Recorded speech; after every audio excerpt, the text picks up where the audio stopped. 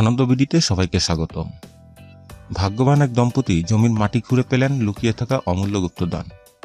বিশ্ববিখ্যাত সংবাদ সংস্থা CNN এর একজন সাংবাদিক জানিয়েছেন, ভাগ্যবান এক দম্পতি জমির মাটি খুঁড়ে পেলেন লুকিয়ে থাকা অমূল্য গুপ্তধন। মাটির নিচে লুকিয়ে থাকা গুপ্তধনের বিষয়ে কমবেশি সকলের নানান কাহিনী জানা রয়েছে, কিন্তু নিজের চোখের সামনে কাউকে গুপ্তধন পেতে দেখেছেন এমন খুব কম মানুষই এ যুগে সৌভাগ্য হয়েছে। সেরকম একটি ঘটনা ঘটেছে আমেরিকার এক দম্পতির ভাগ্যে। তারা নিজেদের জমির মাটি খুঁড়ে খুঁজে পেলেন অমূল্য গুপ্তধন।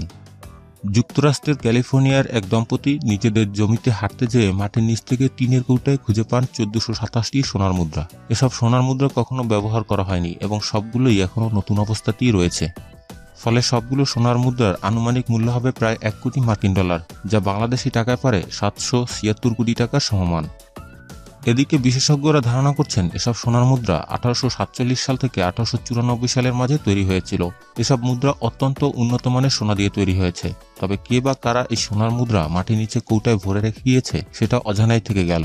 ওই দম্পতি এক বিকেলে নিজেদের জমিতে হাঁটতে যেয়ে হঠাৎ টিনের কৌটায় জাতীয় কিছু দেখতে পান, মাটি থেকে কিছুটা বেরিয়ে এসেছে।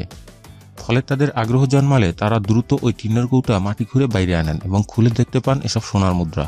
এভাবে তারা কয়েকটি টিনের কৌটা খুঁজে পান, যার সব কয়টিতেই মোট 1427টি স্বর্ণ মুদ্রা রয়েছে। এসব মুদ্রার কোনোটি এত মূল্যবান যে এক পিসের দামই প্রায় $10 লাখ ধরা হয়েছে।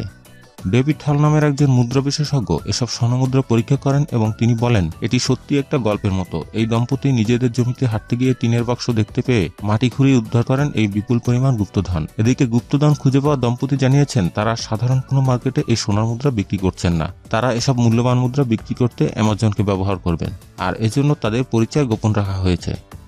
আমাদের পরবর্তী পোস্টের আপডেট পেতে সাবস্ক্রাইব বাটনে ক্লিক করুন এবং ক্লিক করার পর বেল বাটনে ক্লিক করুন। আমাদের সাথে থাকার জন্য ধন্যবাদ।